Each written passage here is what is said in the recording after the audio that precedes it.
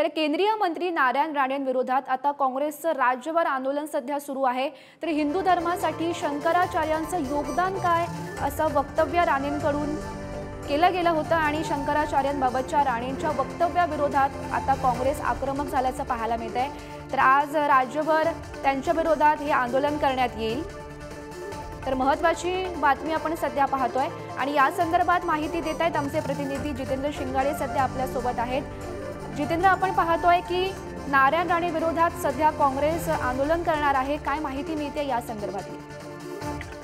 नारायण राणे यांनी जे वक्तव्य केलं होतं, जे शंकराचार्य यांच्या विरोधात केलं होतं की शंकराचार्य यांचे हिंदू धर्मासाठी योगदान काय, आता या वक्तव्यावरून काँग्रेस आता आक्रमक झालेली आहे आणि आता राज्यभर ते आंदोलन करण्याच्या सूचना ज्या आहेत त्या प्रदेश काँग्रेस अध्यक्ष नाना पटोले यांनी दिलेल्या आहेत। काल जे काही ऍक्च्युली महत्वाचं म्हणजे राम मंदिराच्या जे प्रतिष्ठापना आहे त्यावरून जे काही वाद सुरू आहेत, राजकीय जे वाद सुरू आहेत, त्यामध्ये काँग्रेसने तिथे जाण्यास अगोदरच नकार दिलेला होता आणि काँग्रेस नंतर जे काही शंकराचार्य आहेत त्यांनी देखील तिथे अर्ध मंदिर पूर्ण जेव्हापर्यंत होत नाही तेव्हापर्यंत तिथे उद्घाटन करू नये असं म्हटलेलं होतं। त्यानंतर नारायण राणे यांनी काल जे वक्तव्य केलं होतं की हिंदू धर्मासाठी शंकराचार्याचं काय योगदान आहे यावरून आता हा वाद पेटलेला आहे आणि काँग्रेस जे आहे ते याचा पूर्णपणे फायदा घेण्याच्या तयारीत आहे आणि त्यामुळे आता राज्यभर जे आहेत त्यांनी सूचना केलेल्या आहेत की नारायण राणे यांच्या विरोधात आता राज्यभर आंदोलन करण्यात यावं, कारण शंकराचार्य हे